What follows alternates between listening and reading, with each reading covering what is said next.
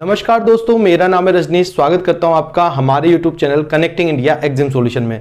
दोस्तों, connecting India exam solution India का ऐसा प्लेटफॉर्म है जो आपको एक्सपोर्ट इंपोर्ट से रिलेटेड सारी जानकारी डिटेल में बताता है, समझाता है। इंडिया से कैसे एक्सपोर्ट करें, इंडिया में इंपोर्ट कैसे करें, उसका प्रोसीजर क्या है, क्या क्या डॉक्यूमेंट आपको उसके लिए बनाने रहेंगे, किस तरीके से मार्केटिंग करके बायर फाइंड आपको करना है। तो इन सारे सवालों के जवाब आपको हमारे यूट्यूब चैनल के माध्यम से प्रोवाइड कराए जाते हैं। तो इसी के साथ मैं आपसे रिक्वेस्ट करूंगा कि अगर आप हमारे यूट्यूब चैनल पर नए हैं तो हमारे चैनल को सब्सक्राइब करें, बेल आइकन को प्रेस करें ताकि आपको हमारे आगे आने वाले वीडियोज के नोटिफिकेशन मिलते रहें। दोस्तों, आज की वीडियो में बढ़ते हैं आगे, बात कर लेते हैं इंडिया से नेपाल बाई रोड एक्सपोर्ट करने के बारे में और उसमें क्या डॉक्यूमेंट लगेगा उसके बारे में। तो आज इस वीडियो में हम आपको कंप्लीटली बताएंगे कि अगर आप इंडिया से नेपाल बाई रोड एक्सपोर्ट करना चाहते हैं तो उसके लिए आपको क्या डॉक्यूमेंट लगेंगे और उसका प्रोसीजर क्या रहेगा और डॉक्यूमेंट कहां से बनवाने, इन सारी चीजों के बारे में इस वीडियो में आपको जो है पता चलेगा। तो चलिए दोस्तों, वीडियो को शुरू करते हैं।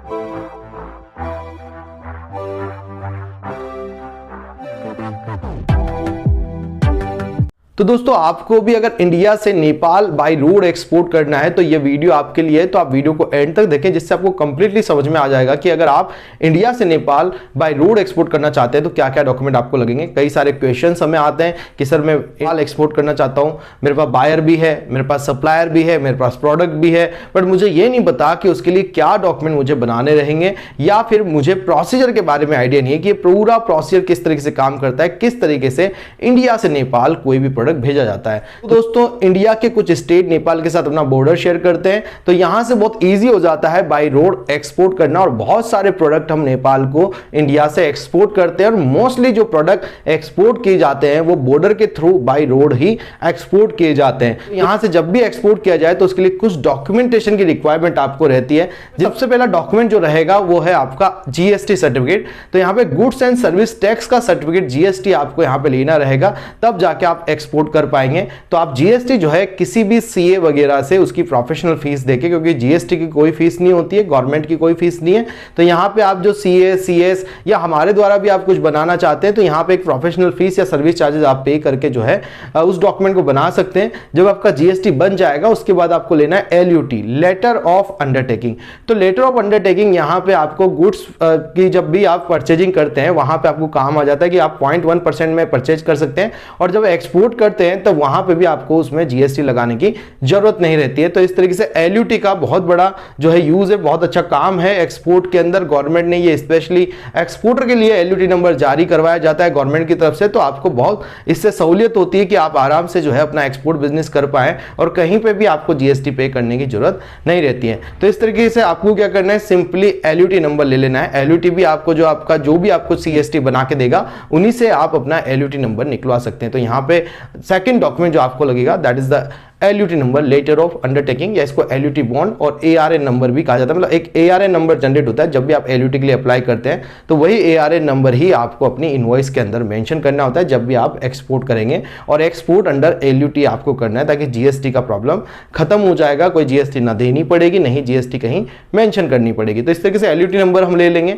एलयूटी नंबर लेने के बाद आपको बैंक में जब आप करंट अकाउंट खुलाते हैं उसके बाद आपका एक कैंसिल चेक वहां से आएगा और उसके बिहाफ पे आपका इंपोर्ट एक्सपोर्ट कोड बनेगा। और इंपोर्ट एक्सपोर्ट कोड जो है आपका डीजीएफटी के पोर्टल से आपको ले लेना है, जिसमें आपको एक 500 रुपए की फीस देके आप इंपोर्ट एक्सपोर्ट कोड वहां से बना सकते हैं। इंपोर्ट एक्सपोर्ट कोड आपको डीजीएफटी के पोर्टल से ले लेना है, चाहे आप एक्सपोर्ट करें इंपोर्ट करें, आपका एक ही कोड रहेगा। वही आईसी, सिर्फ एक ही आईसी से आप कोई भी प्रोडक्ट का एक्सपोर्ट या इंपोर्ट बिजनेस कर सकते हैं। ये लाइफ टाइम के लिए वैलिड होता है, बट आपको अप्रैल मई जून के अंदर एक बार इसको रिन्यू जरूर कराना रहेगा। जब आपका आईसी इंपोर्ट एक्सपोर्ट कोड बन जाएगा या एक्सपोर्ट इंपोर्ट लाइसेंस आपका बन जाए उसके बाद वापस से बैंक में जाके बैंक से आपको ऑथोराइज्ड डीलरशिप कोड का लेटर लेना है, that is the AD code letter, जो कि आपके पोर्ट रजिस्ट्रेशन के समय पे आपको काम आने वाला है। एडी कोड क्या होता है? आरबीआई के द्वारा बैंकों को एक स्पेशल नंबर दिया जाता है जो कि उनको अधिकृत करता है कि वो फॉरेन एक्सचेंज का लेन देन कर सकते हैं। तो आरबीआई के द्वारा दिया जाने वाला एक तरीके का एक कोड होता है जो बैंक को ऑथराइजेशन प्रोवाइड कराता है फॉरेन एक्सचेंज के लेन देन के लिए। वो जो कोड होता है वो आपको एक लेटर हेड पे, बैंक के लेटर हेड पे लिखवा के बैंक से लेना होता है। उसका एक फिक्स फॉर्मेट होता है। नावा शेवा पोर्ट के लिए एक अलग फॉर्मेट है, आप हमेशा ध्यान रखें। अगर मुंबई नावा शेवा पोर्ट या जेएनपीटी पोर्ट से आप एक्सपोर्ट कर रहे हैं तो उसके लिए एनेक्शर ए का एक फॉर्मेट आता है, उसी पे आपको बैंक से एडी कोड लेटर लेना होता है। बाकी और आप बैंक खुद से भी फॉर्मेट दे सकता है और सभी पोर्ट या आईसीडी या एयरपोर्ट के लिए। तो आप शिपमेंट जो है कहीं से भी करें, बाय रोड करें, बाय एयर करें, बाय शिप करें, तो वहां पे आपको एडी कोड लेटर जो है बैंक से लगता है। तो अगर आप नेपाल भी बाय रोड एक्सपोर्ट कर रहे हैं तो जिस भी बॉर्डर से आप एक्सपोर्ट करेंगे उस बॉर्डर के नाम का आपको एडी कोड लेटर, तो बैंक अपना एडी कोड नंबर भी लिख के देगा और पोर्ट का नाम भी लिख के देगा जिस पोर्ट से आप एक्सपोर्ट करेंगे या जिस भी बॉर्डर से आप अपना जो है कस्टम क्लियरेंस कराएंगे या आपका मटेरियल इंडिया से नेपाल बॉर्डर में जहां पे भी जाएगा, तो जो इंडियन बॉर्डर है वहां पे आपको रजिस्ट्रेशन कराना रहेगा और उसका नाम आपको जो है अपने एडी कोड के अंदर लिखाना रहेगा। तो इस तरीके से बैंक वो एडी कोड लेटर आपको बना के दे देगी। जब एडी कोड लेटर आपको मिल जाएगा उसके बाद कुछ डॉक्यूमेंट आपको और बनाने हैं। जैसे अगर आप एग्रो प्रोडक्ट का एक्सपोर्ट कर रहे हैं तो यहाँ पे एपिडा का आरसीएमसी आपको लेना है। तो आरसीएमसी क्या होता है? रजिस्ट्रेशन कम मेंबरशिप सर्टिफिकेट। तो गवर्नमेंट ने बहुत सारे प्रोडक्ट को प्रमोट करने के लिए ईपीसी बनाई है और कमोडिटी बोर्ड बनाया है। तो एक्सपोर्ट प्रमोशन काउंसिल बनाई है, गवर्नमेंट की बॉडीज हैं जो एक्सपोर्ट को प्रमोट करने का काम करती है। तो जैसे मान लीजिए आप हैंडीक्राफ्ट का अगर एक्सपोर्ट कर रहे हैं नेपाल के अंदर तो हैंडीक्राफ्ट एक्सपोर्ट प्रमोशन काउंसिल का सर्टिफिकेट ले लें। अगर आप एग्रो प्रोडक्ट कर रहे हैं तो एपिडा का कमोडिटी बोर्ड का आरसीएमसी आप ले लें। अगर आप स्पाइसेस का एक्सपोर्ट करेंगे तो स्पाइसेस बोर्ड का आपको आरसीएमसी लेना है। अगर आप सिल्क प्रोडक्ट का करेंगे तो सिल्क एक्सपोर्ट प्रमोशन काउंसिल से, जेम्स एंड ज्वेलरी करेंगे तो James and jewellery export promotion council से। ऐसे मल्टीपल ईपीसी और मल्टीपल कमोडिटी बोर्ड जो है गवर्नमेंट के द्वारा बनाए गए जिसकी मेंबरशिप लेने को ही आरसीएमसी बोला जाता है। तो यहाँ पे अब आपको अपने प्रोडक्ट से रिलेटेड आरसीएमसी ले लेना है। अगर आपका प्रोडक्ट से रिलेटेड कोई भी ईपीसी एक्सपोर्ट प्रमोशन काउंसिल नहीं बनाई गई है तो आप जनरली फीओ की मेंबरशिप लेके अपना जो है एक्सपोर्ट कर सकते हैं और वहां पे जरूरी नहीं है आपको लेना ही है। अगर आपकी ईपीसी नहीं है तो आप नहीं भी लेंगे कोई भी आरसीएमसी तो भी चलेगा, बट अगर आपकी कोई ईपीसी बनाई गई है तो आपको फिर किसी की मेंबरशिप लेनी होगी और वहां से आपको रजिस्ट्रेशन कम मेंबरशिप सर्टिफिकेट बनवाना रहेगा। तो ये जो आरसीएमसी आप अप्लाई करते हैं ये भी डीजीएफटी के पोर्टल से हो जाता है। मेंबरशिप चाहे आप किसी भी ईपीसी या कमोडिटी बोर्ड के लिए अप्लाई आपको डीजीएफटी के पोर्टल से ही करना रहेगा जहां से आप आईसी के लिए भी अप्लाई करते हैं। जब आपका आरसीएमसी आ जाए उसके बाद अगर आप प्रोसेस फूड में डील कर रहे हैं तो आपको यहाँ एफएसएसआई का सेंट्रल लाइसेंस लगेगा। देखिए अगर आप गुड़ एक्सपोर्ट कर रहे हैं, जैगरी एक्सपोर्ट कर रहे हैं या कोई भी खाने पीने के आइटम अगर आप एक्सपोर्ट कर रहे हैं जो कि साबुत ना होके कोई प्रोसेस जो है फॉर्म के अंदर है तो ये सब प्रोडक्ट के लिए आपको एफएसएसआई का सेंट्रल लाइसेंस लगेगा, फूड एंड सेफ्टी का।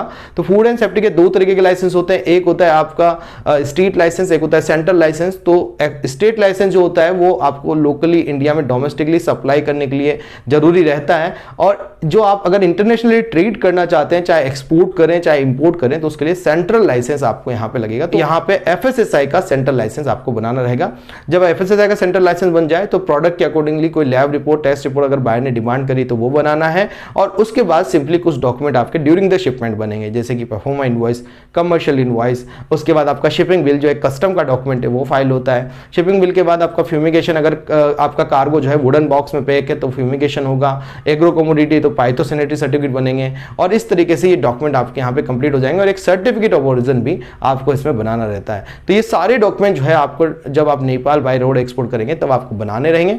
बात कर लेते हैं कंप्लीटली प्रोसीजर की कि इंडिया से नेपाल कैसे एक्सपोर्ट किया जाए। तो दोस्तों जैसा कि मैंने बताया कि सबसे पहले आपको एक प्रोडक्ट सेलेक्ट करना है कि आप क्या प्रोडक्ट एक्सपोर्ट करेंगे, सप्लायर फाइंड करना है कि सप्लायर आपको कहां से मिलेगा, उसके लिए आपको सप्लायर फाइंड करें, उसकी प्राइजेस वो क्या देने वाला है बेस्ट टू बेस्ट, तो अच्छे से अच्छे प्राइस जो है आप लेके रखें और जब आपके पास एक बेस्ट प्राइस आ जाए उसके बाद आप ये सारे डॉक्यूमेंटेशन का प्रोसीजर करना है जिसमें आप जीएसटी सर्टिफिकेट आपको लेना है, एलयूटी ले लेना है। उसके बाद आप बैंक में अकाउंट ओपन कराएं, किसी बैंक में करंट अकाउंट ओपन कराएं जहां पे आपको एडी कोड लेटर मिल सके। ये बात का आपको ध्यान रखना है खास करके कि आपको वो बैंक जो है एडी कोड लेटर दे सके। उसके बाद आपको इंपोर्ट एक्सपोर्ट कोड अप्लाई करो, फिर वापस से बैंक में जाओ, अपने इंपोर्ट एक्सपोर्ट कोड को बैंक में लिंक करवाओ अपने करंट अकाउंट के साथ में, फिर वहां से आपको एडी कोड लेटर मिल जाएगा और उसके बाद आपको पोर्ट रजिस्ट्रेशन का प्रोसीजर करना है। यहीं आपको आरसीएमसी भी ले लेना है, एफएसएसआई का सेंट्रल लाइसेंस भी लेना है और आइस गेट का जो पोर्टल होता है, जो कस्टम का पोर्टल है, उस पर पोर्ट रजिस्ट्रेशन आपको करा लेना है। तो ये पूरा प्रोसीजर इनिशियली आपको करना है। फिर आपको जिस भी बॉर्डर से आप एक्सपोर्ट करना चाह रहे हैं, चाहे नेपाल में जो आप एक्सपोर्ट करेंगे, तो कोई भी इंडिया के बॉर्डर से नेपाल में आप एक्सपोर्ट करेंगे तो वहां पे आपको अपना एक सीएच अपॉइंट करना पड़ेगा, जो कि एक कस्टम हाउस एजेंट होता है। देखिए दोस्तों, कोई भी प्रोडक्ट अगर आप इंडिया से बाहर एक्सपोर्ट करोगे तो वहां पे सीएच जरूर से जरूर आपको अपॉइंट करना पड़ेगा, जो आपके प्रोडक्ट का कस्टम क्लियरेंस करा के आपको देगा। जब आप सीएच अपॉइंट कर लेंगे, उससे उसके चार्जेस ले लें। आपका प्रोडक्ट, मान लीजिए एक गाड़ी आपका मक्का जा रहा है, आलू जा रहा है, प्याज जा रहा है, तो इसमें कितना चार्जेस लगेगा एक गाड़ी का, तो वो सीएच से आप पता करें। उसके बाद बायर फाइंड करें, नेपाल में विजिट भी कर सकते हैं आप बायर फाइंड के लिए। जब आपको बायर मिल जाए उसको प्राइस दें, जब आपको ऑर्डर आ जाए बायर से तो उससे पेमेंट डलाएं।